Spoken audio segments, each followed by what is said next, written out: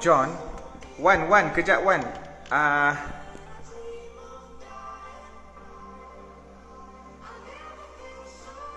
Aswad. Aswad.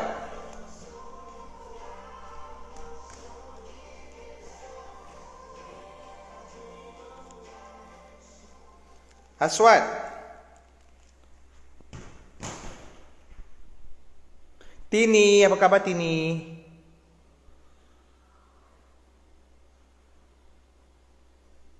Aswad.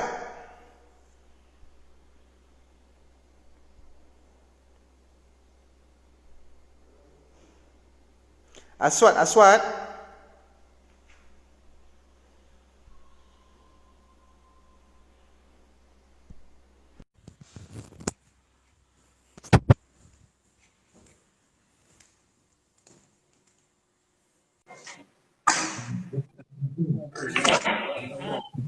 Dah. Kau patut pakai earphone kau tidak? Kau patut pakai earphone kan? Mulut aku membebel kan? Tak mau.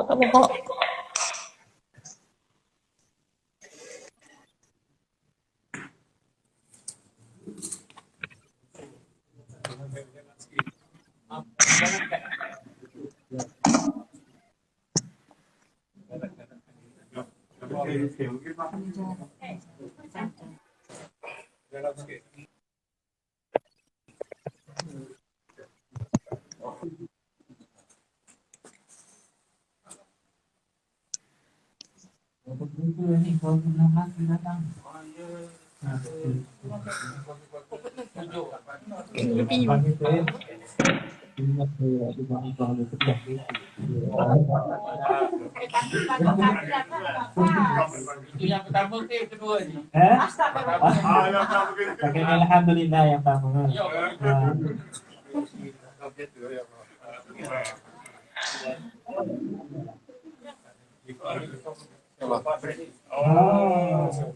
Itu pilih-pilih.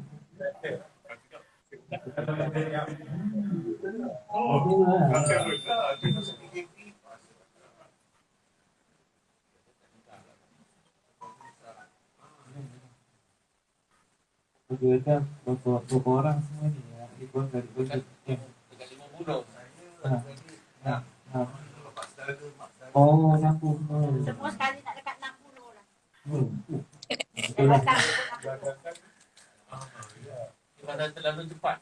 Kalau minggu depan dah zaman minggu ni kan nasib baik.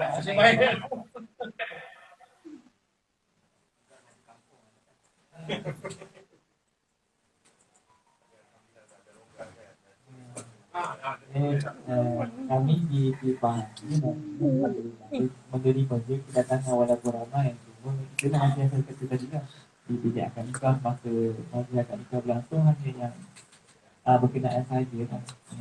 Ada masyarakat.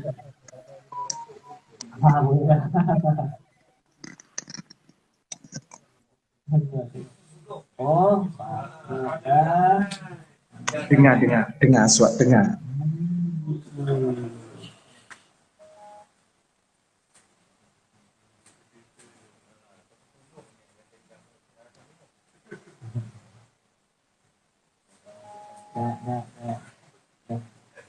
Latihan.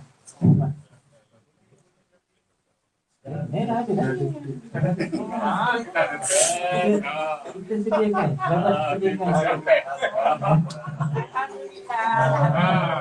Kita tak nak bubuk. Tapi dapat isteri tak payah gugur. Aswad kat rumah ke masjid tu? Apa?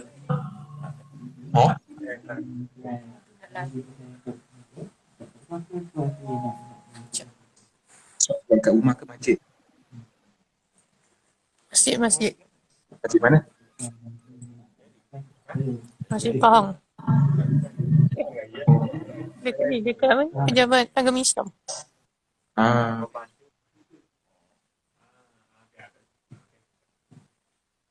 Kena kat Ipang kau Pahang أعوذ بالله السميع العليم من الشيطان الرجيم بسم الله Ya. الرحمن الرحيم Ini السلام عليكم ورحمة الله وبركاته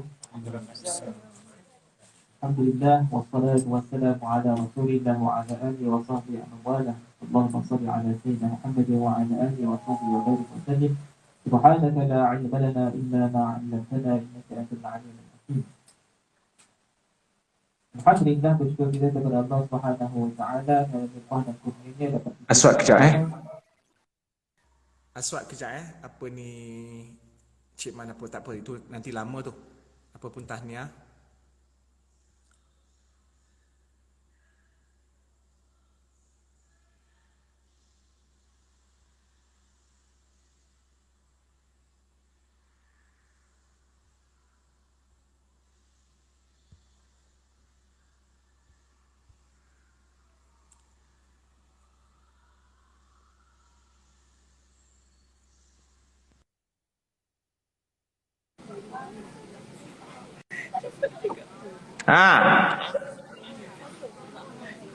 Assalamualaikum Ustaz. Waalaikumsalam warahmatullahi wabarakatuh. Okey, nak tanya Ustaz satu. Ya. Okey. Berkenaan dengan apa ni batal ismayang Aha. antara suami dan isteri. Aha, kenapa? Kalau misal kata tersentuh kan dengan suami, batal ke wuduk tu? Mazhab Syafi'i batal, mazhab Hanafi tak batal. So mana kita nak ikut Suka hati kau lah. Tanya aku pula. So boleh je lah dua-dua pun. Bukanlah, bila engkau memilih satu mazhab, mesti engkau memilih satu yang kau firm untuk follow. Engkau tak boleh main-main. Engkau tak boleh main-main benda tu. Kau mesti pilih satu. Mana boleh sesuka hati, hari ni kau sentuh batal, besok kau sentuh tak batal. Tak boleh. Mesti ada satu dalil yang kau yakin. Contoh kalau kau pegang babi, babi basah, engkau pun basah. Lepas kau pegang tu kau nak buat apa? Apa yang kau nak buat? Sama lah. Kalau misal kata ada orang kata dengan kau, alah tak payah sama, lap-lap dekat muka, kau nak tak? Kan, mesti ada satu pendapat yang kau yakin. So kau pilihlah pendapat yang kau yakin. Ada orang kata pegang babi basah-basah tak perlu sama. Ada orang kata pegang babi yang basah kena sama. So mana satu yang kau yakin? Mazhab tak boleh buat main-main. Pemilihan mazhab tak boleh buat main-main. Okey. Kenapa 2-3 hari ni timbul isu pegang suami isteri batal? Aku pun pelik Malaysia ni. Tak, tapi pasal wuduk tu lah. Sebab kan kalau kita kita Tak ada, isu ni tiba-tiba viral pasal isu suami isteri sentuh batal wuduk. 2-3 hari ni. Aku tak tahu kenapa. Ada isu ke? Ataupun ada drama ke yang tunjuk pegang suami isteri lepas tu tak batal ke apa? Okey, terus lepas tu ada soalan? sebab dia berkaitan dengan macam lepas akad nikah, lepas tu ada adat apa? Batal air semayang tu kan? Benda tu budaya Melayu, sebenarnya tak ada pun benda-benda tu. So orang budaya kita je yang buat upacara membatalkan air semayang. Kan, dia tak ada istilah tu batal air semayang. Upacara bersalaman suami isteri adalah, kan, adalah upacara macam tu. Cuma dia nak kata batal air semayang tu simbolik suami perempuan dengan lelaki dah boleh pegang-pegang selepas akad nikah. Itulah. Ada benda lah. Ada benda lah. Tak benda Okey. Ada lagi? Ya. Itu je Okey, Ustaz. ada soalan lagi? Itu je. Okey, terima kasih. Terima kasih.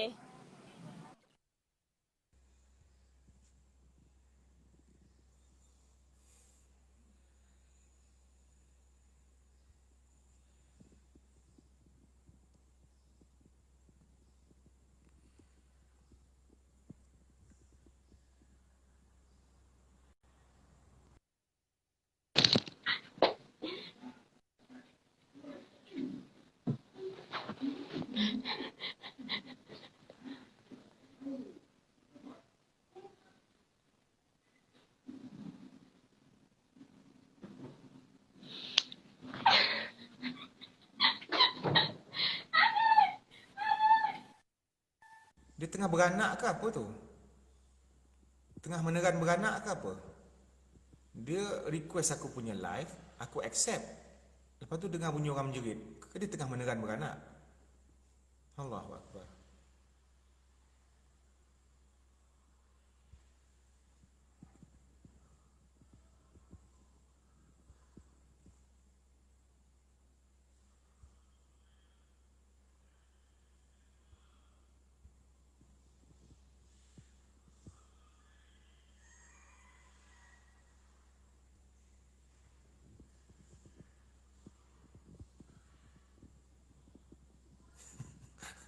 Dah macam kuntilanak hilang anak dah. Aku pun tak faham lah korang ni.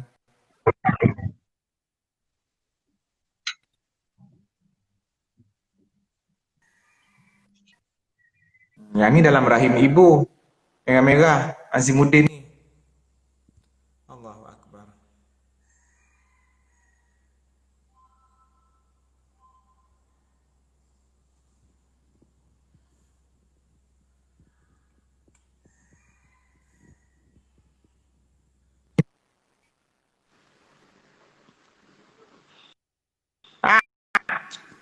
Mereka Ustaz, betul ke pasal apa nama dia? Hari tu saya baca tau, dia cakap jin boleh tengok aurat perempuan. Jin boleh tengok aurat perempuan? Ha. Yelah, kalau kau telanjang memanglah dia tengok. Jin boleh tengok manusia, manusia tak boleh tengok jin. Lepas tu dosa ke? Siapa yang berdosa? Kita lah. Apa kena mengena Ayah kau? perempuan. Apa kena mengena kau? Habis kalau kau buka baju depan kucing, kau berdosa. Mendedahkan aurat kepada kucing. Ni makhluk, ni bukan taklid. Bukan taklid masalah aurat. Manusia hanya diperintahkan untuk menutup aurat di hadapan manusia lain. Bukan di hadapan ayam, bukan di hadapan jin. Sebab makhluk-makhluk ni dia tak ada kena-mengena dengan kehidupan kita. Kau faham tak? Oh, so tak dosa lah. Tak dosa lah. Ada kucing dalam bilik kau, lepas tu kau free hair. Kucing tu tengok kau free hair. Tak adalah kau berdosa sebab kucing tu bukannya zaki. Dia kucing. Oh, patut ni lagi. Kalau dalam mimpi, kita mimpi ada anjing tu terkena lalu dekat baju kita, kena sama ke? Tak, janganlah marah, jawab soalan. Kan aku senyum. Aku senyum kau kata aku marah. Aku tak senyum. Kau punya pikiran tu luar kotak. Luar kotak. Jumpa anjing dalam mimpi kena sama. Tak payah. Anjing yang dimaksudkan, anjing yang betul-betul live. Anjing yang real. Kau ni banyak tidur ni. Banyak kau fikir bukan-bukan. Kau ambil barang ke apa ni? Macam tu lah. Engkau dekat mana tu? Engkau dekat mana? Kau dekat mana? Kat rumah. Ada satu benda aku nak cakap. Yang kau pergi membazir dekat rumah kau pakai mask tu siapa suruh? Kan KKM kata dekat rumah. Tadi keluar pergi sekolah. Lepas tu? Lepas tu main apa kejap. Lepas tu masuklah live main. Lepas tu request tak tahu dia nak mimpi. Sorry. Kau form berapa? Form 3. Habis kau Tadi sekolah hantar buku. Hantar homework. SMK mana? SMK Taman Kosas. KL lah, Taman Kosas area KL lah tu, Selangor lah. Okey. Tahun ni kau tak puasa kan? Tak. Kau tengok, perempuan selalu bawa benda mimpi alam realiti. Tengok Syahmi tulis apa. Dia pun tahu kau complicated. Perempuan ni benda-benda yang remeh-remeh. Lelaki, budak satu kelas tolong angkat buku. Dia anggap budak tu nak couple dengan dia. Kemudian ada budak lelaki bagi hadiah. Dia ingat budak lelaki tu nak declare jadi girlfriend, jadi power. Perempuan ni dia mikir, ya Allah, kecil dia jadi besar. Kau faham tak? Kau kena hati-hati. Kau jangan bagi ruang untuk nampak take hope pada lelaki-lelaki lain. Kalau tak nanti lelaki mempermainkan kau. Kau faham tak? Kau jangan nak couple-couple lah di Katan 3 ni. Okey. Okey, terima kasih. Baca buku kat rumah jangan mimpi sangat. Okey, Assalamualaikum. Okey.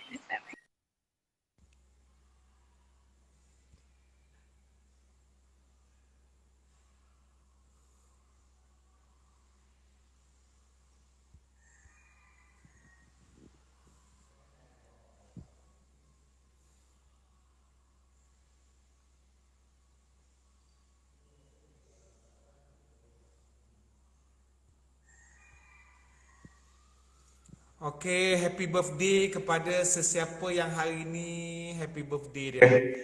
Assalamualaikum Ustaz. Waalaikumsalam. Kau siapa? Saya Nur Hafiz Zamani. Hafiz. Apa? Laut Mati? Nur Hafiz. Daripada mana? Saya daripada Rawang. Sarawak. Rawang. Engkau tak sekolah ke? Saya dah habis sekolah dah. Saya dah 18. Rawang SMK? Saya dah habis sekolah. Yelah, dulu kau sekolah mana? SMK mana? SMK Taman Raya. Okey, ada soalan? Ada. Apa dia? Macam mana saya pernah kehilangan sahabat dah sebab kena COVID. Kalau kan, Kejap. Oh, sahabat meninggal sebab COVID? Aku setakat yang aku laporan hari tu, mana ada aku buat laporan yang aku postkan kat Facebook, tak ada yang umur belasan tahun rasanya. Tak, sahabat tu kira macam dia ibaratkan macam mana cakap dia abang saya lah, kira kan abang saya tapi saya panggil dia sahabat. Umur dia berapa?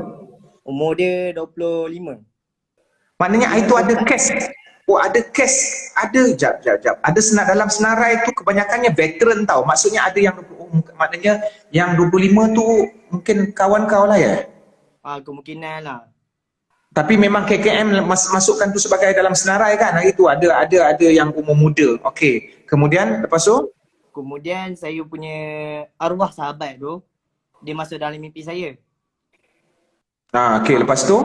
Dia kata, macam mana cakap, dia suruh saya pesan dekat mak dia. Kata dia minta maaf sangat-sangat macam tu. Tapi saya takut sebenarnya. Ustaz boleh ni lah bagi penerangan lah macam mana saya nak lekas sebenarnya. Saya takut sebenarnya. Kau takut apa? Saya takut lah macam saya tersalah cakap ke apa kata. Saya takut sebenarnya. Okey, dia macam ni. Kejap. Kawan kau tu, tak adalah bila orang dah meninggal, kita tak adalah nak komen apa-apa pasal dia. Kita doakan yang baik-baik je lah untuk orang yang dah meninggal kan. Ya Ustaz betul. Lagi satu, mimpi ni tak boleh bawa realiti. Okey Perbahasan tentang mimpi, Nabi ada sebut dalam hadis. Ar-ru'ya thalath. Mimpi tu ada 3 jenis. Yang pertama, mimpi daripada Allah. Yang kedua, mimpi daripada syaitan. Minasyaitan. Dan yang ketiga, mimpi yang berlaku disebabkan oleh kita selalu teringat ketika jaga sampai terbawa-bawa dalam mimpi. Okey? Jadi kalau kau rasa mimpi kau tu mimpi yang baik, bukan mimpi yang mengganggu, jadi itu mimpi daripada Allah. Maknanya kita kalau mimpi orang yang meninggal mungkin disebabkan kerinduan. Okey? Ataupun mungkin itu sebagai satu simbolik supaya kita melaksanakan tanggungjawab kita kepada si mati. Apa tanggungjawab orang yang hidup kepada si mati? Doa. Bukan maksudnya mimpi orang mati tu muncul, dia ada dalam kubur, lepas tu sebenarnya dia hidup balik. Tak ada. Itu benda tu gangguan-gangguan. Maknanya kau jangan fikir luar kotak macam tu. So maknanya kalau dia mimpikan tentang kau mimpi tentang kawan kau, pesan pada kau supaya minta maaf dekat mak dia, maka kau mintalah mak dia doakan anak. Doa mak kan, makbul kot doa mak ni. Itu je, tak ada apa-apa pun. Mimpi tak akan boleh bagi kesan kepada orang yang hidup. Mimpi tak ada, dan mimpi bukan menjadi sumber wahyu. Okey? Ya, saya faham. Okey. Satu lagi. Macam mana? Okey. Berdosa ke kalau kita secara tak sengaja langgar kucing? Langgar kucing, maksud saya bukan langgar kucing macam langgar lollipop juga tak ada. Dia macam, okey saya naik motor, tiba-tiba terlanggar, dia lalu. Tak ada, tak berdosa. Bila kau kata tak sengaja tu tak berdosa lah. Jawapan dah ada dah, tak sengaja maka tak berdosa. Oh, okey. Saya faham. Tapi malangnya kucing tu mati. Oh, ada lagi episod dia. Kalau kucing tu mati pun kau tak berdosa. Kau pergi ambil kucing tu, alihkan, mungkin kau tanam tepi jalan. Dia yang jadi isunya kalau kucing tu hidup balik. Tu isu dia. Oh, okey. Saya faham. Okey. Maknanya saya dah buat lakukan benda yang okey lah ni sebenarnya. Masalah macam pula. Okey. Okey, saya okey. Gagap sebenarnya ni. Saya gagap sebenarnya. Macam mana cakap? Apa maksud gagap? Okey, macam ni. Okey. Saya terima kasih banyak-banyak pada Ustaz sebab Ustaz bagi saya penerangan pasal-pasal di sini. Saya minta maaf kalau ada salah kata. Itu je saya nak cakap. Okey, terima kasih. Itu je InsyaAllah. saya nak cakap. Jangan risau. Tak ada benda Semoga Ustaz murah rezeki Ustaz Semoga Ustaz murah rezeki. Sama juga. Kirim salam dekat keluarga. Terima kasih, Dik. Okey, Ustaz. Okey. Assalamualaikum.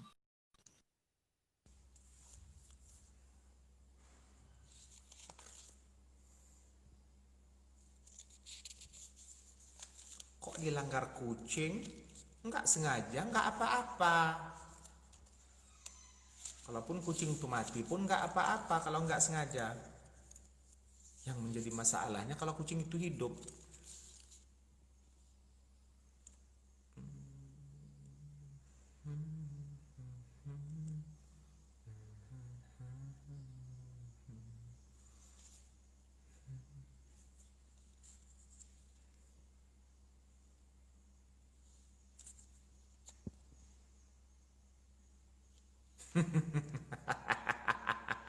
Gugup. Betul. Betul. Bukan gagap lah. Siapa tadi? Bukan gagap, itu gugup. Betul tu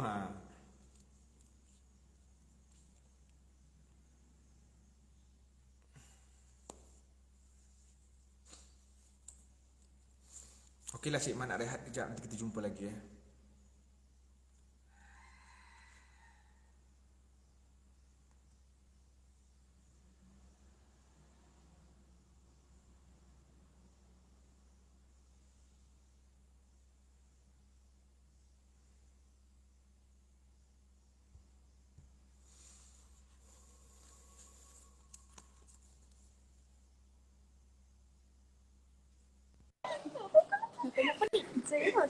Hai. Assalamualaikum. Aku baru nak sebut kepala otak kau nak hai. Kau ingat kau duduk London nak hai, tak reti nak bagi salam. Kau dekat mana? Dekat mana? Sekarang ni dekat mana? Sekarang ni dekat mana? Kolej Nibu Tebal. Kolej mana? Nibu Tebal Ustaz. Oh, ni bung tebal. Ada soalan?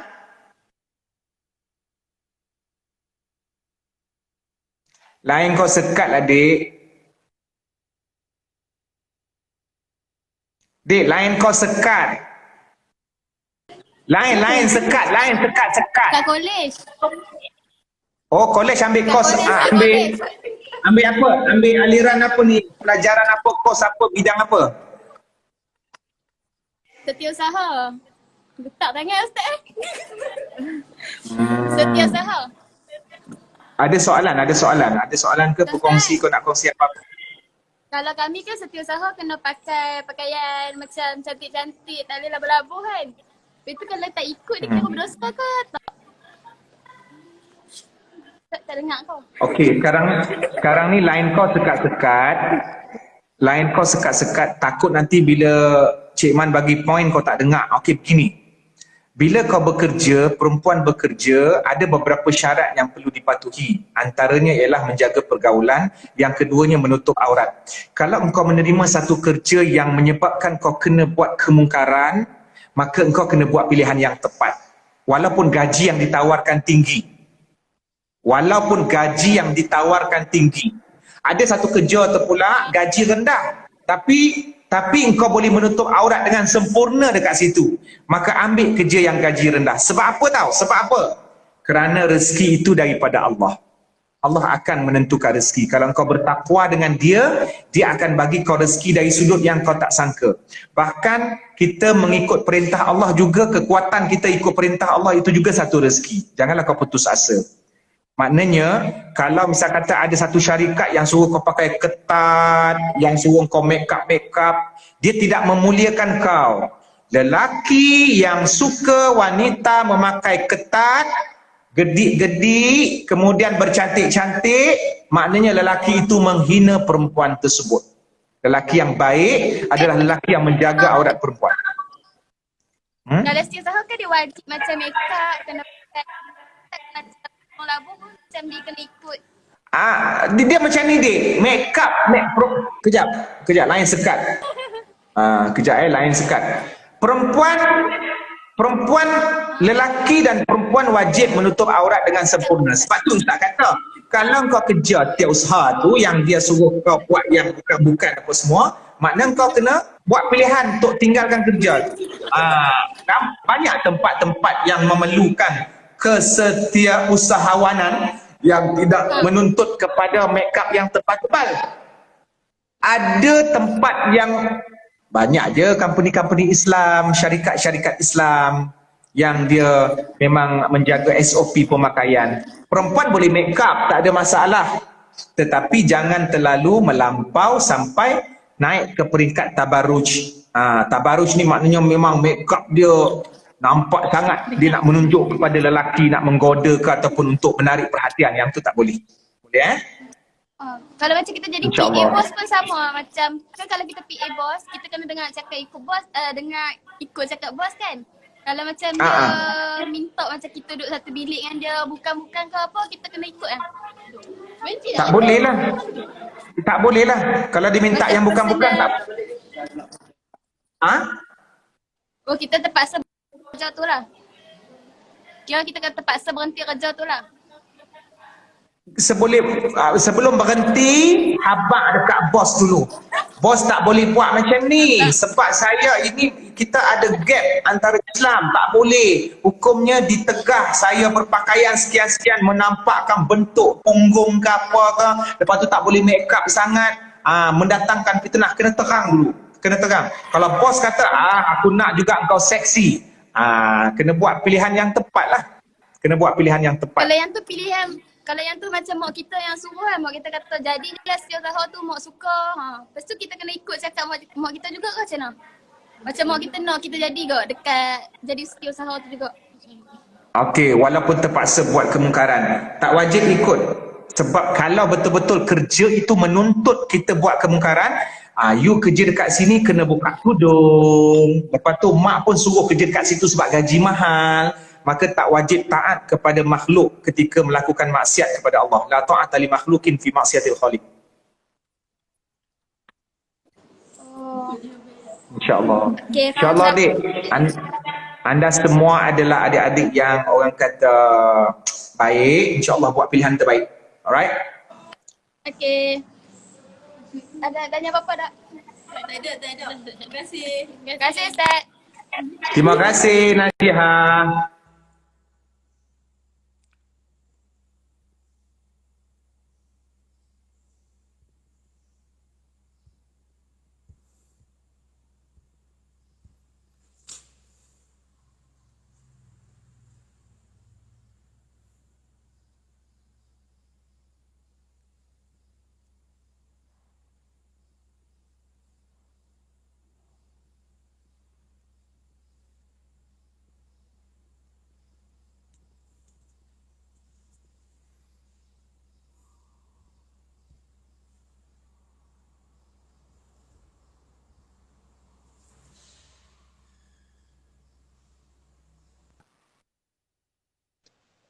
Kau memang lancar. Assalamualaikum Ustaz. Waalaikumsalam. Kau tak sekolah ke hari ni? Ya bodoh. Ya dah. Assalamualaikum Ustaz. Ustaz dengar ke? Dengar. Aku dah jawab salam. Kau tak dengar ke? Kau tak sekolah ke hari ni? Saya nak tanya. Kau tak sekolah ke? Saya form 2. Sekolah mana? Sekolah mana? Samjeram, Selangor. Okey, terus soalan.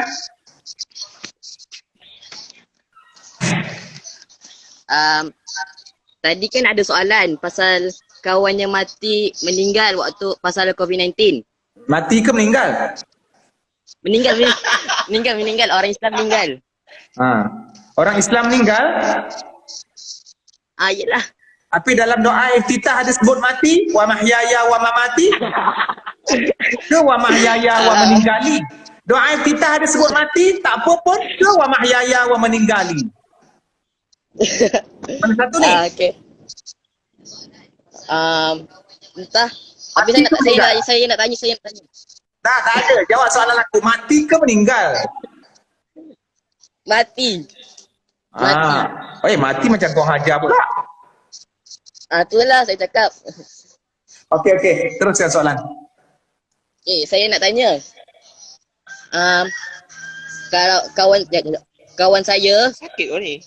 Kawan saya meninggal waktu hari jadi saya. Betul? Kau nak buat birthday kat kubur? Lepas tu saya macam susah sangat lah nak lupa. Macam waktu kalau Slow, grupo yang kau ni. Kalau macam mimpi tu kadang-kadang terbawa-bawa, kadang-kadang kalau tengah makan teringat. Bila waktu birthday saya macam kurang sangat rasa macam sempurnanya tu. Macam macam sebut tak cukup sebab kekurangan kawan saya. Baguslah. Lagi pun dia meninggal waktu birthday saya. Bila dia meninggal tu bila dia? Tahun lepas 26 hari bulan 8. Okey. Pertama sekali takziah. Yang kedua kau seorang kawan yang baik lah. Okey. Yang ketiganya kalau kau rasa birthday kau nak sambut tu tak berapa sempurna sebab dia tak ada, tak apalah. Birthday tu tak penting pun. Birthday tak penting sebab waktu kau sambut birthday kau masih hidup. Jadi kalau kau rasa waktu tarikh lahir kau tu kau teringat dia, maka benda yang paling kau kena buat ialah kau mendoakan dia pada hari itu. Doakan dia panjang-panjang, kemudian sebut kebaikan dia pada orang lain, maka itu lebih baik.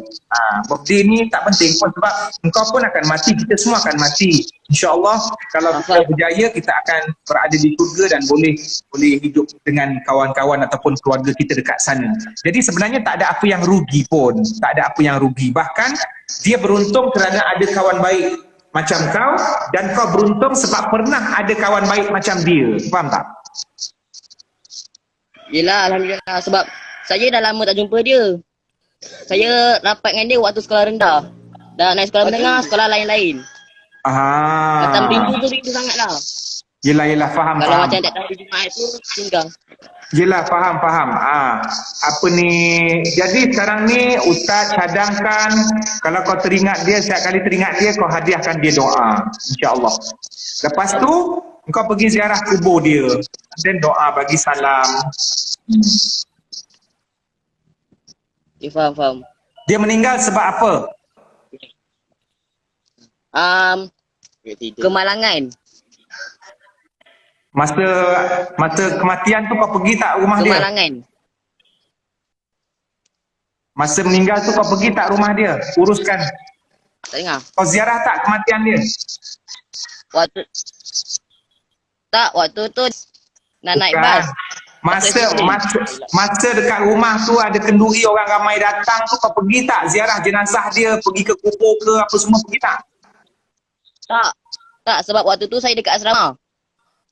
Habis engkau dah pernah pergi kubur dia ke belum? Pernah. Dah banyak kali pergi. Okey. Tak apa. InsyaAllah. Hubungan antara orang yang hidup dengan yang mati ni doa. Alright. Okey, terima kasih. Ustaz, ada soalan lagi? Okey. Ada soalan. Macam ni, kalau macam ramai kawan saya sekolah biasa, sekolah menengah kemasaan biasa. Lepas tu, dia orang banyak post gambar macam nampak lengan, nampak aurat. Macam saya nak tegur pun susah. Nak suruh kawan saya yang lain tu tegur. Macam Dia orang pun macam malu-malu. Nak buat macam mana tu? Tegur tu kena tegur tu mana yang kau mampu kau tegur je lah. Tak susah pun tegur ni. Mungkin kau boleh DM dia, boleh WhatsApp dia, tegur cara baik. Dia nak dengar ke, dia tak nak dengar ke, itu dia punya pasal. Yang penting kau dah selesaikan tanggungjawab kau. Doakan je lah, tu je lah. Sebab budaknya pun dia tak kenal saya. Saya suruh kawan saya bagi tahu dia pun segan. Tak apa, tanggungjawab kau dah selesai dah. Engkau bukan nak fikir pasal dia 24 jam, banyak lagi urusan lain kau nak buat kan. Okey. Satu je lagi. Okey. Kawan saya tanya. Apa hukum jual ketum? Mana boleh, itu dah melanggar undang-undang. Ketum dah masuk dalam akta racun. Oh yeah, kenapa? Kan ketum tu spend sebagai ubat juga. Habis dadah kan ubat juga. Kalau kau jual dadah kau rasa apa? Dadah kan ubat. Dia dah masuk dalam undang-undang. Okey, Okey. Terima kasih. Okay, sama-sama. Assalamualaikum.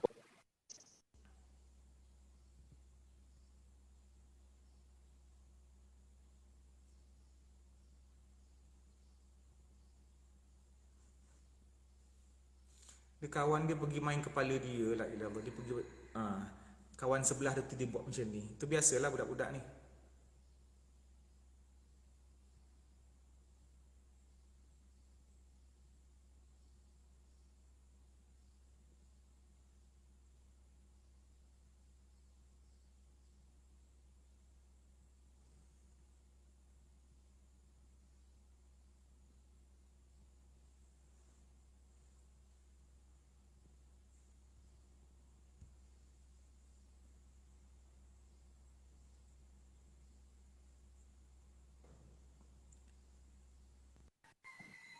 Assalamualaikum Ustaz. Waalaikumsalam. Pertama kali ni. Borak ni. Daripada mana ni? Daripada Kem Terendak Sungai Udang. Oh, tentera. Ceria betul tentera. Selalu tentera garang-garang aja. Kita muka bojan lah. Kita muka baik-baik je. La ilallah. Memang asal Melaka ke apa? Kita memang asal Melaka. Okey, terus ada perkongsian? Okey Ustaz, saya nak bertanya sikit lah. Okey, sekarang bukan majoriti ada separuh kawan lah. Depan mata. Okey, dia ni bulan puasa. Lepas tu, apabila bulan puasa tu, dia makan depan kita buat tak tahu. Lepas tu dalam habis je bulan puasa, dia perlu ganti puasa ataupun bayar apa tu? Bayar apa tu untuk clearkan dia punya puasa. Macam mana tu? Boleh terangkan? Ganti saja. Tapi itu satu dosa besar lah. Dosa besar sebenarnya. Yang pertama sekali dia kena taubat. Sebab siapa yang meninggalkan puasa dengan sengaja di bulan Ramadan, maka sekalipun dia ganti selama setahun, dia ganti 300 hari pun takkan dapat menggantikan satu hari yang ditinggalkan. Maknanya betapa ruginya dia buat macam tu. Tapi walau bagaimanapun dia wajib ganti. Oh, wajib gantilah Ustaz. Yes, mesti wajib ganti. Oh, pertama kali saya itu nak try dengan Ustaz tapi tak dapat. Sebab kat sini ada yang list dia banyak kan. List apa tu? Lain satu Ustaz. Walaupun kita ni majoriti orang kata askar ni lainan kan dia punya apa tu perangai, latar belakang dia. Tapi kalau kita buat baik macam mana pun orang dekat luar tetap anggap kita ni macam askar ni semuanya sama lah perangai. Askar ni semuanya sama je perangai. Macam mana tu? Abaikanlah, bukan askar. Namanya manusia adalah kesilapannya. So maknanya kita tak payahlah nak ambil tahu hal orang. Nak ambil pusing hal orang ni memang payah kan. Benda yang paling mustahil kita buat ialah nak puaskan hati semua orang. Sebab tu yang stres. So pedulikanlah. Kalau kita tahu kita baik, kita tahu kita okey, dah settle lah. Yang penting Allah tahu kita ni siapa. Kita pun struggle untuk mengubah diri kita. Itu lebih sweet. Hubungan kita dengan Allah itu lebih sweet. Daripada kita nak memikirkan orang yang duk kecam-kecam askar ke, yang duk kecam tentang masa silam orang lain, dia pun belum tentu masuk syurga. silap-silap dengan persepsi dia yang negatif tu menyebabkan dia masuk neraka sebab dia takabur ke. Na'udzubillah lah kan. Okey, Ustaz. Itu je saja yang kita nak tanya Ustaz. Terima kasih Terima Ustaz. kasih. Terima kasih tuan. Jangan biasa je Ustaz. Ha? Biasa je kita. Okeylah, saya tukarlah. Terima kasih puan. Okey Ustaz, terima kasih. Assalamualaikum. Waalaikumsalam warahmatullahi.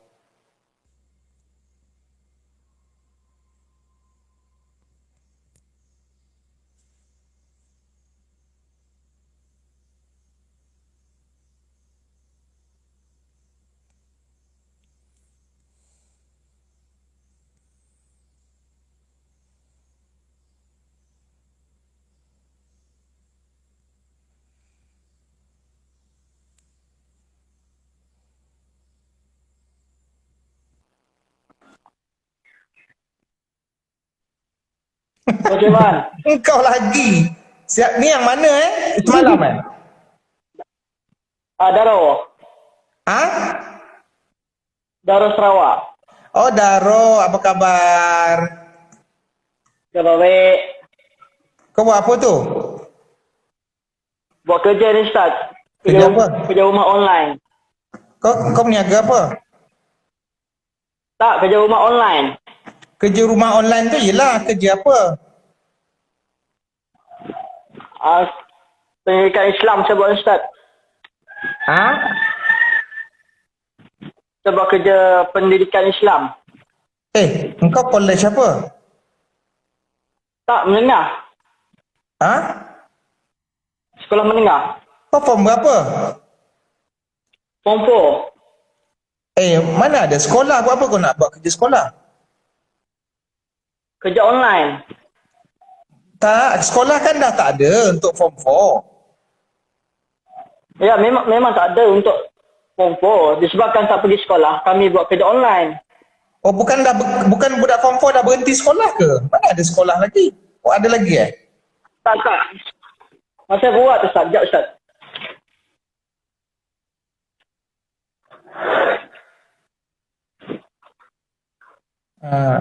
Buat kerja online. Oh, yelah. Nak tanya ni Ustaz. Apa hukum kalau ambil wuduk dalam tandas? Boleh, tak ada masalah. Yang penting pakai air mutlak. Okey. Yang kedua, apa hukum kalau kita tak menutup aurat ketika ambil wuduk? Sah wuduk, jangan terpegang alat-alat tu je lah. Okey. Itu je Cik Man. Itu. Okey. Terima kasih. Sambung kerja sekolah. Ya. Terus Cik Man. Alright. Assalamualaikum. Waalaikumsalam, Iyoy. Okey, berkenaan dengan ambil wuduk dalam jamban, ada sebahagian berpandangan ia makruh sebab tempat itu adalah tempat najis. Tapi kalau rumah dia memang dah tak ada tempat lain yang sesuai kecuali dalam jamban ke, sebab kadang-kadang ada jamban yang sekali dengan bilik mandi, so tak ada masalah lah. Islam itu tidak menyusahkan.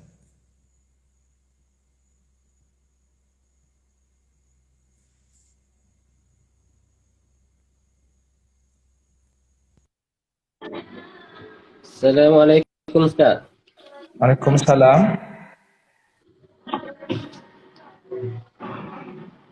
Di mana? Saya ada di Balai Jerantuk Ustaz. Oh tuan, IPD ke? Tak, balai luar, balai Kuala Tembeling. Polis lah. Polis lah. Okey, nama tuan apa ni? Jangan tuan, cik je. Apa nama tuan apa? Tak apa, saya polis, saya panggil tuan. Fahmi Ustaz. Okey. Jadi maknanya mungkin ada perkongsian daripada tuan? Saya nak tanya satu soalan.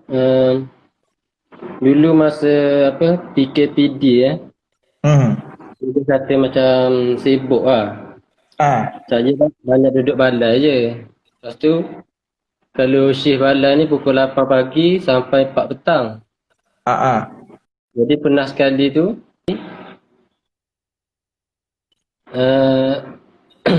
waktu Zuhur tu macam tak sempat nak curi-curi nak pergi solat.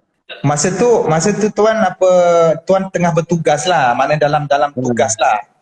Dalam tugas. Okey. Habis pukul 4 tu, dalam 4 lebih lepas serah tugas apa semua, saya sempat balik rumah tengah-tengah solat orang azan asar, Ustaz. Okey, dia macam ni tuan. Dia ada beberapa situasi. Tuan boleh dengar takut tersangkut-sangkut lah. Okey Pertama, kalau kita bekerja dalam suatu situasi yang sangat sibuk, contohnya doktor yang membedah pesakit, itu darurat, ataupun badan-badan beruniform yang menjaga perbatasan ataupun bertugas dalam aspek keselamatan, maka dia boleh jamakkan solat. Kalau dia tidak mendapati ada satu waktu untuk dia melaksanakan solat, walaupun dia tidak bermusafir, dia boleh menjamakkan solat. Tak ada masalah, boleh jamak. Cuma kalau dia bertugas tu di kawasan mukim dia dekat Jerantut, tuan orang Jerantut, rumah dekat situ, kemudian bertugas dekat situ, keselamatan, dia boleh jamakkan tetapi tidak boleh memendekkan solat. Maknanya buat 4 asar, 4 zuhur. Okey? Tapi dalam situasi tuan cakap tadi tu, tuan sempat untuk selesaikan pukul 4. Maknanya masih ada zuhur. Balik-balik semayang zuhur, tiba-tiba rakaat yang kedua tengah-tengah solat azan asar. Jadi apa yang berlaku dengan solat tersebut? Solat itu sah dan sempurna. Teruskan solat. Sebab sempat satu rakaat di dalam waktu zuhur. Nabi kata siapa yang sempat satu rakaat, bermakna dia sempat keseluruhan solat. Man adraka rakaat, adraka solah. Jadi tak ada masalah. Okey, jelas tak? Kak, Ustaz Pia dengar tak nak isi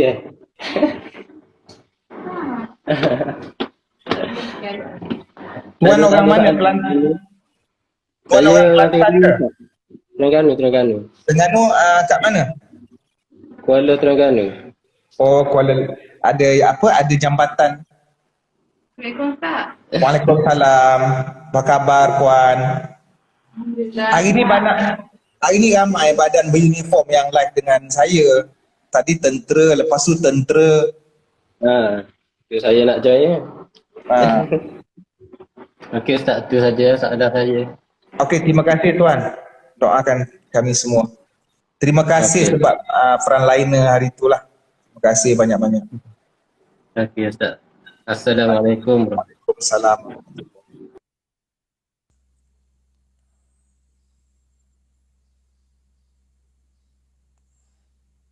Hari ni banyak tentera. Sebelum ni banyak orang Johor.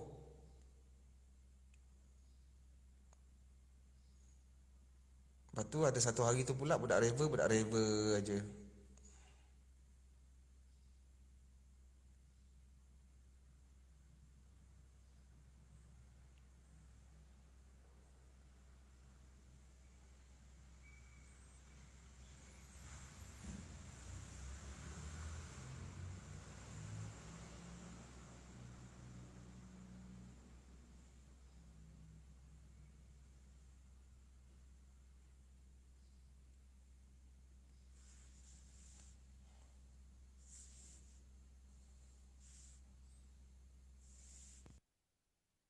Assalamualaikum Ustaz. Waalaikumsalam. Ya, siapa di sana? Saya Nurul. Dari mana? Saya dari Shah Alam. Tu dekat office ke dekat mana? Taklah, saya tadi dari mahkamah saya lawat mak saya sekejap. Jadi saya dekat rumah mak lah. Puan pergi mahkamah buat apa? Saya peguam. Peguam pula. Tadi polis, lepas tu askar, ni peguam. Banyak betul badan. Apa ni? Okey, peguam apa puan? Peguam puan. Saya nak tanya, saya memang dah lama nak tanya. Kan yang kan peguam ataupun hakim yang pakai apron.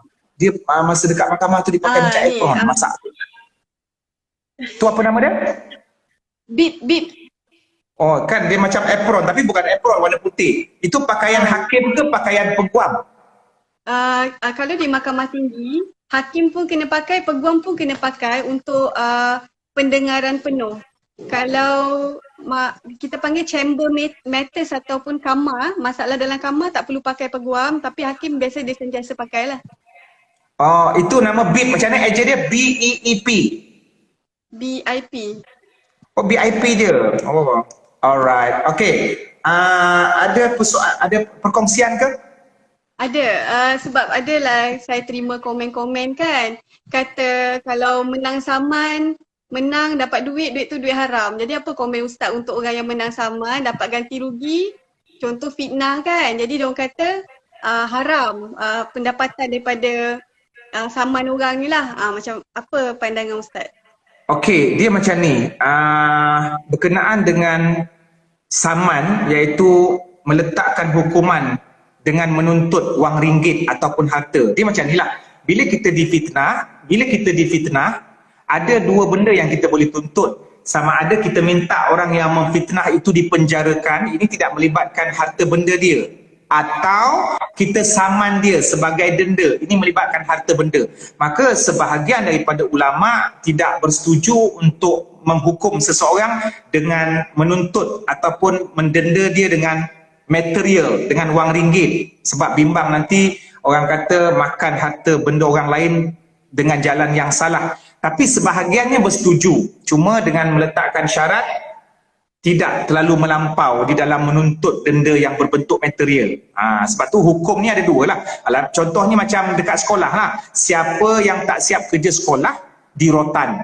Rotan tak melibatkan material. Ataupun siapa tak buat kerja sekolah, denda 20 sen. Jadi 20 sen itulah yang orang petikai. Kenapa nak minta harta dia? Kena buat denda yang lain. Okey, itu settle lah. So saya nak kata kalau menang saman tu makan duit haram, tak juga. Dia maknanya bergantung kepada berapakah jumlah dan benda ni perbezaan pendapat di kalangan ulama. Ada yang membenarkan dengan syarat-syarat tertentu. Cuma yang orang selalu kata, kalau puan pernah dengar, siapa yang jadi hakim ataupun siapa yang jadi peguam, sebelah kakinya ada dalam neraka. Pernah dengar tak ayat ini? Selalulah kalau kita kena macam tu kan. Sebenarnya tak ada masalah pun. Mungkin orang menakut-nakutkan. Sebab pada zaman Nabi sendiri pun sebagai hakim. Cuma Nabi ada sebut dalam satu hadis qadiyan finnar, dua orang hakim akan masuk neraka. Iaitu yang pertama hakim yang membuat keputusan secara zalim. Dan yang kedua hakim yang buat keputusan secara jahil. Dia tak ada ilmu kehakiman, dia jatuhkan hukum. Maka akhirnya akan menzalimi orang lain walaupun niat dia baik. Ada satu hakim yang akan masuk syurga, iaitu hakim yang membuat keputusan dengan adil. Jadi dia sebut pasal hakim, peguam dia tak sebut. Peguam dalam bahasa Arab kita panggil al-muhami, mahami. Hakim dalam bahasa Arab qadi. Cuma peguam pun mungkin lebih kurang sama dengan hakim lah, sebab dia membantu buat keputusan. Jadi boleh tak kita kerja peguam ni?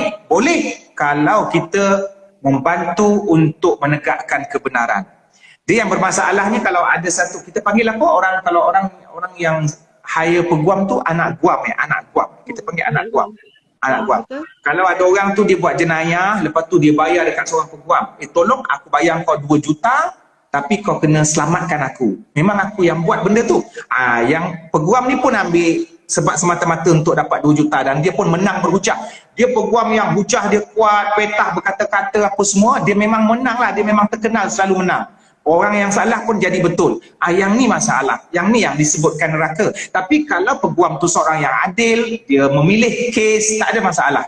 Sebab tu Nabi ketika dia jadi hakim, ada 2 orang bergaduh, kemudian Nabi nak putuskan hukum, ada seorang tu petah bercakap, ada seorang tu mungkin gagap. Nabi kata apa? Hati-hati. Barangkali aku memenangkan orang yang petah bercakap. Selalunya orang yang petah bercakap ni macam betul aja kan.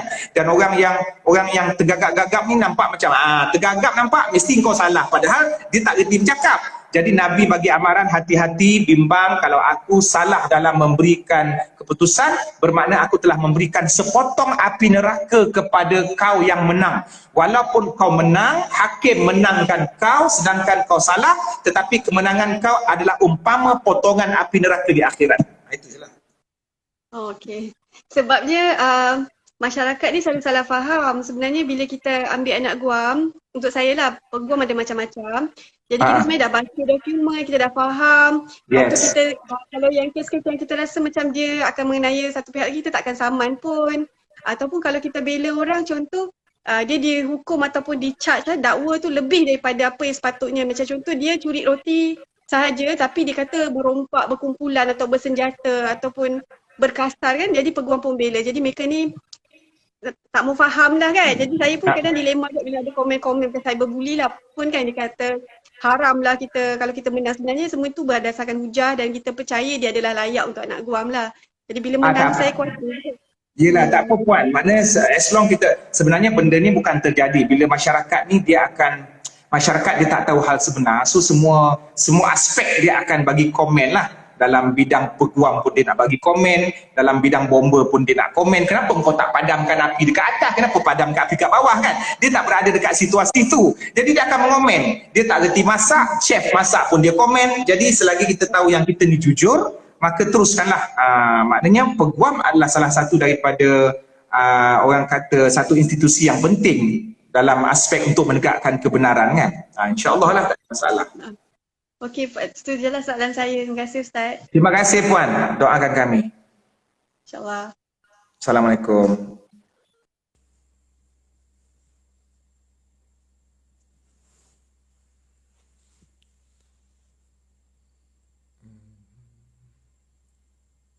Cik Man kan sudah nampak yang hakim pakai apa? Apron, bib tadi. Dapat ilmu baru. Hari ni aku dapat ilmu baru. Tadi daripada tentera aku dapat ilmu BAT. Aku ingat bateri, rupanya borang apa tadi? BAT. Lepas tu ni peguam pula yang pakai apron. Nama dia bib, bukan apron. Bila masa si hakim tu nak masak dalam kandang mahkamah tu, bib, nama dia BIP. Okey?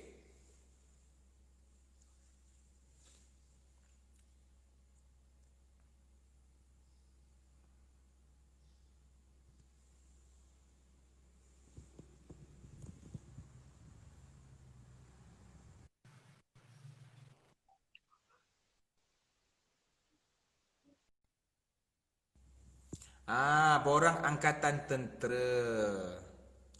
Borang angkatan tentera. Okey, betul.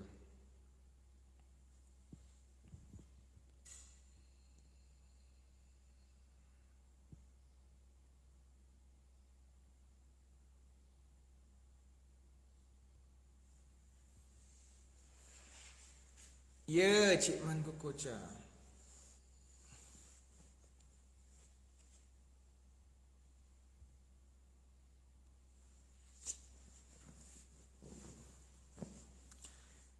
Official Haris, engkau minta Cik Man live, Cik Man invite engkau, tiba-tiba is unable to join. Kau pakai Nokia 3310 ke?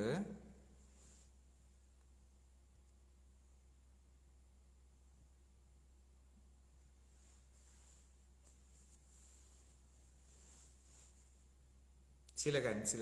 Okey. Cik Man nak keluar dah ni, dah tak larat dah. Pahang supporter sihat.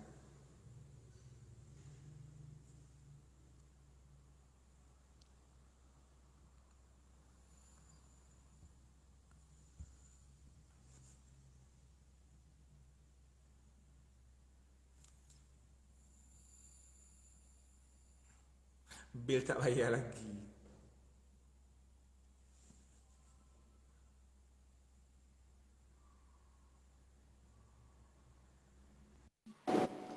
Assalamualaikum Ustaz. Waalaikumsalam. Siapa di sana? Saya Hadi di sini. Dekat mana tu? Tempat kerja. Kerja apa tuan?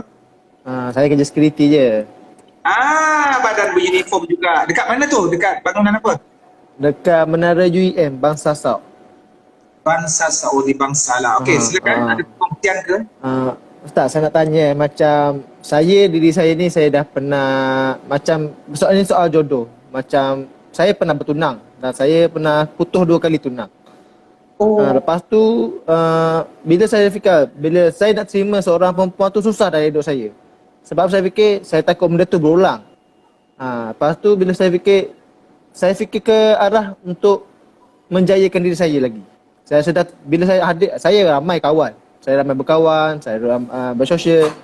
Tapi saya tak pernah terima mana-mana perempuan. Sebab saya tak pernah terima mana-mana perempuan.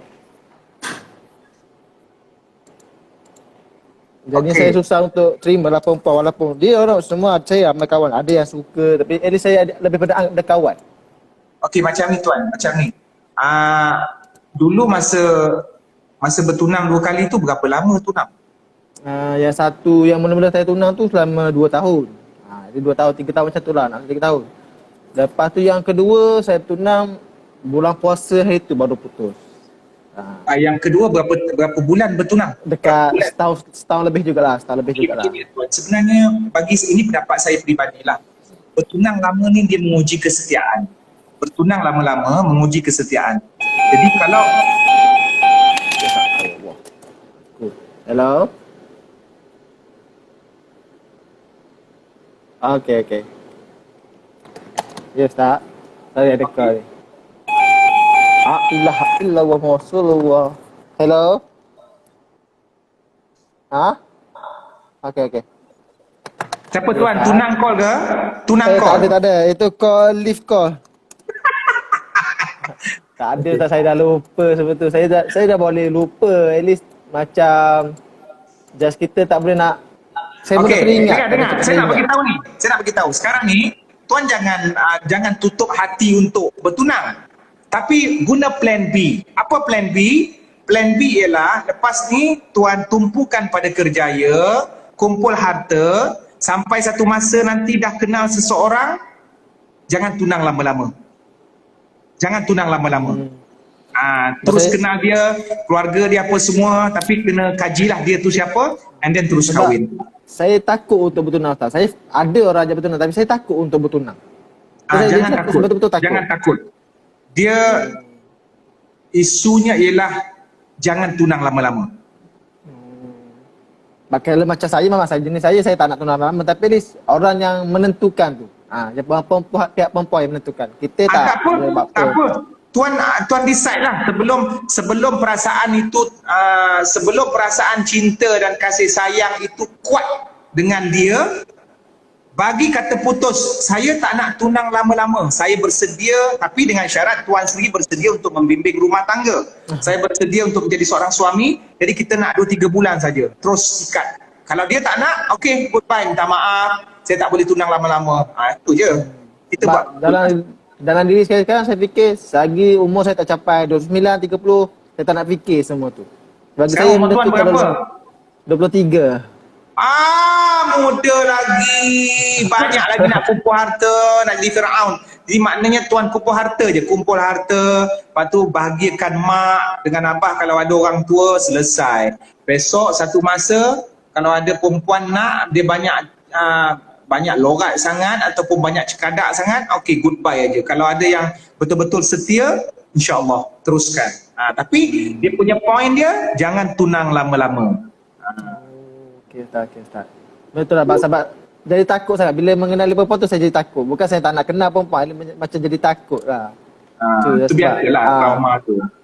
Macam ni saya nak tanya Ustaz, macam keluarga kita kan, macam mak kita ke macam mak setengah tu. Salah ke kalau mak memilih seorang lelaki berbanding dengan anak? Salah ke apa? Salah ke macam, salah apa dosa kalau mak memilih suami daripada anak? Sedangkan itu memilih suami. Macam mak saya dah kahwin, tapi kahwin untuk dengan ayah tiri saya. Mak saya mak kandung, ayah saya punya ayah tiri.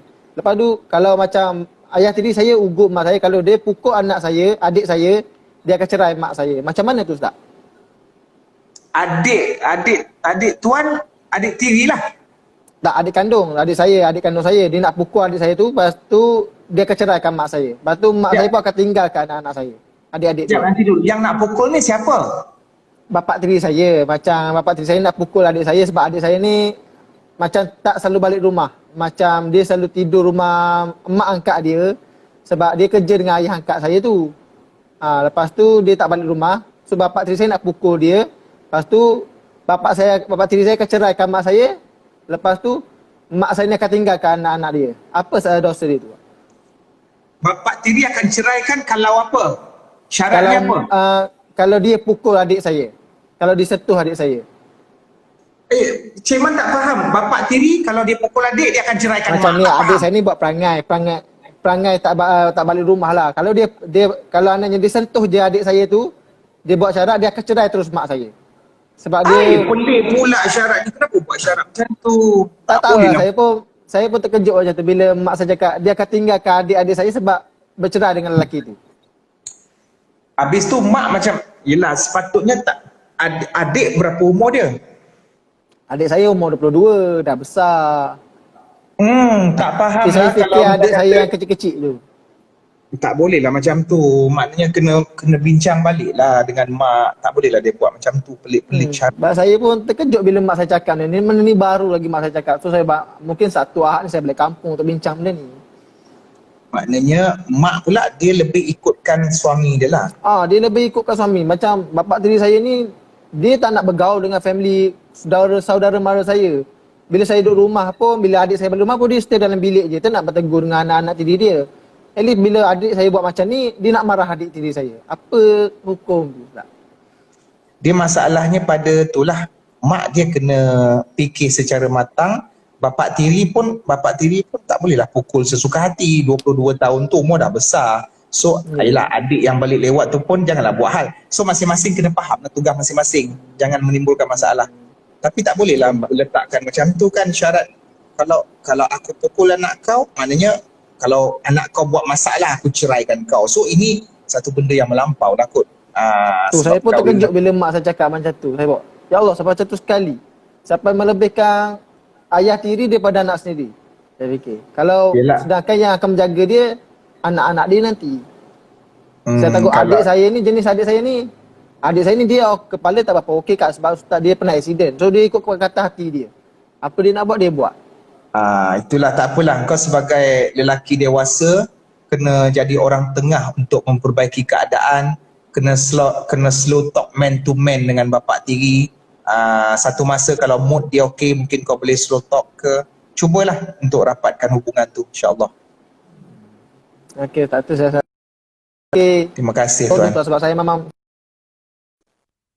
sakit sangat kalau jodoh ni. Sebab saya nak tanya yang pasal jodoh tu lah. Sebab saya takut untuk bertunang kan. Tak apa. Lepas ni maknanya tumpukan pada kerja saja. Lepas tu terima kasih Ustaz. Okey, terima kasih banyak tuan-tuan. Tuan-tuan pula. Okey, terima kasih banyak tuan. Assalamualaikum. Waalaikumsalam.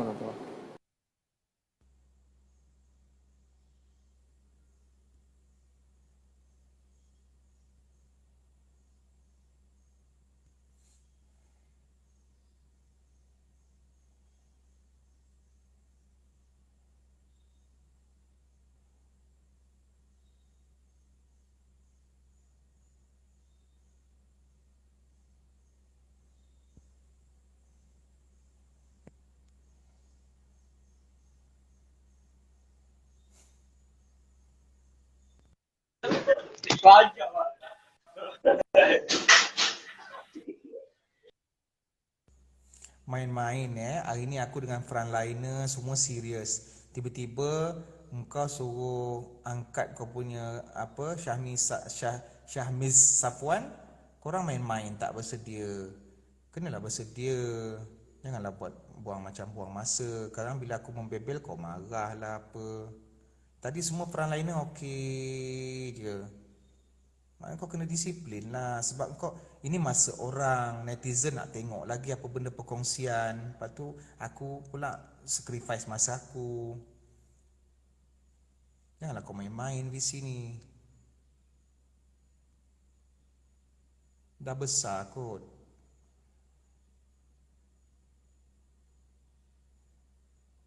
Ada masa aku berjenaka, ada masa serius lah.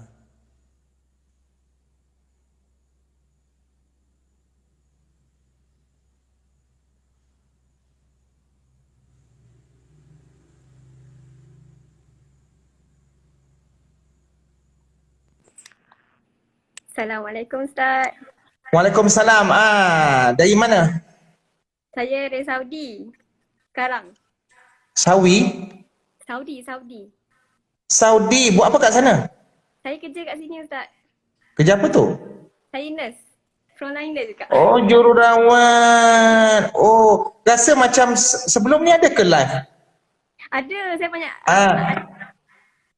Semalam Ada tak? saya tengok live Ustaz. Sebelum Ah. saya tidur sampai pagi ni saya bangun ada lagi live Ustaz. Okey, apa ni?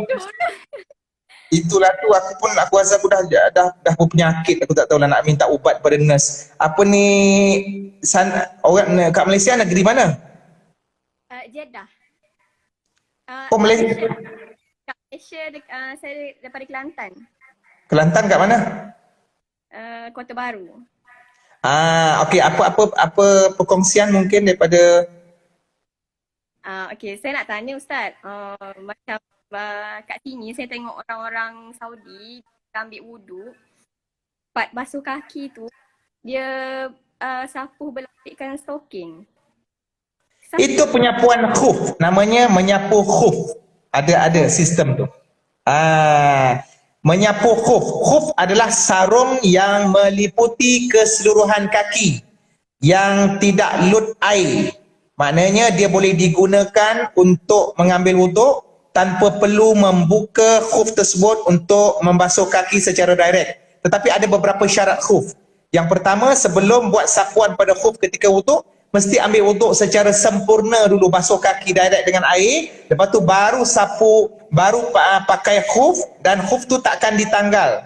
Kalau duduk di rumah tak pergi musafir, 1 hari 1 malam.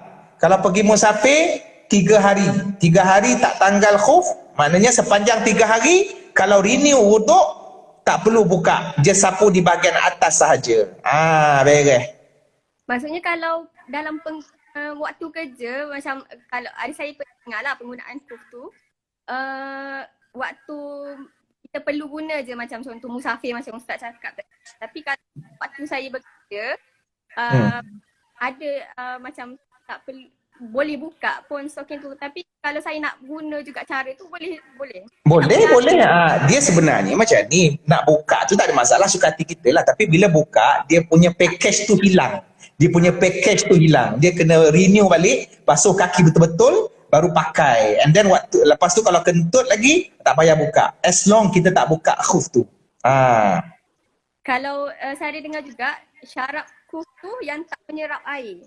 Yes, dia ada beberapa syarat. Dia ada perbezaan dekat situ. Ada yang kata stokin boleh tak. Kalau orang tu pakai stokin, dia kan telus air. Ada yang kata membolehkan stokin, ada yang kata tak boleh, kena pakai yang kalau air mengalir tu tak kena basah ke kulit. Jadi dia ada beberapa syarat. Tapi yang kita faham dari segi perbahasan dia, mestilah satu pakaian ataupun sarung yang air tak boleh masuk. Itu yang pendapat yang popular lah tentang syarat khuf tu. Jangan koyak ke apa benda tu. Okey, satu lagi berkaitan wuduk juga. Dalam unit saya bekerja ramai non-Muslim lah. So, waktu saya nak berwuduk, tiba-tiba part contoh saya dah sempurna sampai part masuk kaki tu, ada kekangan nak habiskan wuduk saya tu. Saya selesaikan kekangan tu dulu and saya sambung balik berwuduk tapi basuh part kaki je. Tak wuduk saya. Tapi tak dia macam mana? Dia macam mana? Macam mana? Maksudnya nak ada jarak antara part anggota wuduk tu. Ulama ada bahaskan juga. Contoh, dia ambil wuduk basuh muka, tangan dekat pucung. Lepas tu dia basuh kaki dekat gombak. So boleh ke tidak? Ada perbahasan kat situ. Ada sebahagiannya membolehkan. Ada sebahagiannya tidak membolehkan sebab nampak jarak tu macam dua benda yang berbeza. Sedangkan wuduk tu satu package perbuatan. Yang tu khilaf lah di kalangan ulama. Kalau tak ada sebab tak perlulah buat macam tu. Kalau ada sebab mungkin, contoh dia ambil wuduk, dia basuh muka, basuh tangan, kepala, air tak ada pula. Air tak ada. Lepas tu dia pergi jalan 20 minit nak basuh kaki, baru jumpa air. Yang tu tak apa, sebab dia ada sebab kan. Okey. Okey, last waktu, boleh ke kalau saya tolak, tapi dalam saya pakai full PPE, tapi PPE tu menampakkan bentuk tubuh, tapi semua tutup aurat lah. Boleh. Sebahagian ulama berpendapat, di kalangan ulama berpendapat, perempuan sembahyang dia tutup dengan kain tapi seksi. Maknanya nampak ketat dia. So adakah semayangnya sah? Semayangnya sah tetapi makruh ataupun berdosa kerana memperlihatkan aurat. Tapi dalam hal-hal yang seperti darurat, PPE apa semua, dalam situasi yang orang kata tak ada pilihan lain tu, maka itu dibolehkan. Okey, faham. Satu lagi last. Saya ada nampak perhatian orang-orang Saudi kat sini. Dia solat tanpa ambil wuduk. Daripada saya kerja sini shift 12 jam kan. Lepas 12 jam tu tanpa saya tengok mereka berwuduk. Saya pun tak ada tanyalah mereka still ada wuduk lagi ke atau tak. Logik ni So, macam dia orang Arab ni orang yang yakin tau. Dia tak macam orang Melayu. Orang Melayu ada penyakit was-was. Jadi bila dia untuk Zuhur, lepas tu dia rasa dah kentut kot, kentut agaknya, dia ambil asar. Saya biasa, ustazah saya orang Yaman ketika belajar di Mahat, dia boleh gunakan semayang Isyak wuduk daripada subuh. Ustazah saya, dia mengajar saya Mahat di Negeri Sembilan. Tapi dia keturunan Arab. Arab ni dia firm. Dia dari segi itu dia tak ada was-was. Kecuali kalau dia kencing ke apa semua tu cerita lain lah. Tapi kalau hari tu dia tak kencing, hari tu dia tak berak, jadi dia tak ada sebab untuk kata, saya kentut ke tak kentut. So yakin tak kentut. Dia lebih, maknanya benda tu, kita tak perlu nak fikirkan was-was tu. Tak perlu nak memikir panjang ada terkentut ke tidak. So ambil keyakinan asal, saya pernah berwuduk, maka wuduk saya kekal. Selagi tak ada sebab yang kukuh untuk wuduk saya menjadi batal. Itu je lah. okey, Imam Syafi'i pun pernah diceritakan menggunakan semayang subuh dia, menggunakan wuduk ketika dia tidur malam tu. Imam Syafi'i kan. Jadi itu memang boleh lah, tak ada masalah. Oh, okey Ustaz. Faham.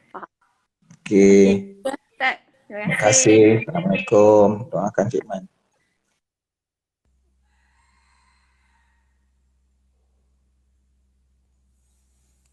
Okey, Cik Man rasa cukup setakat ini yang Cik Man dah tak larat dah. Cik Man dah tak larat dah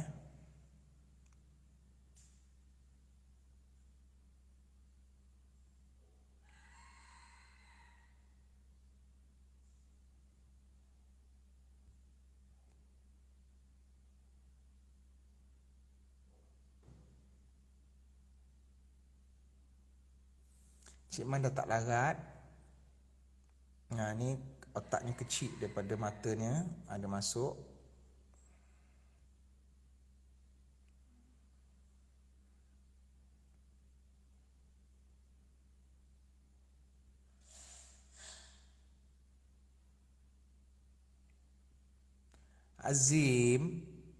Azim request, lepas tu tak ada. Siapa frontliner kat sini? Cuma ambil frontliner je.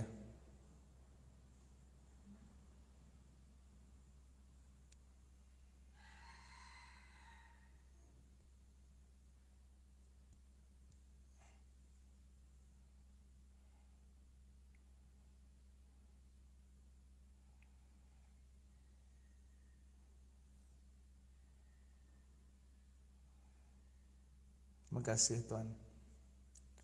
Okey, jumpa lagi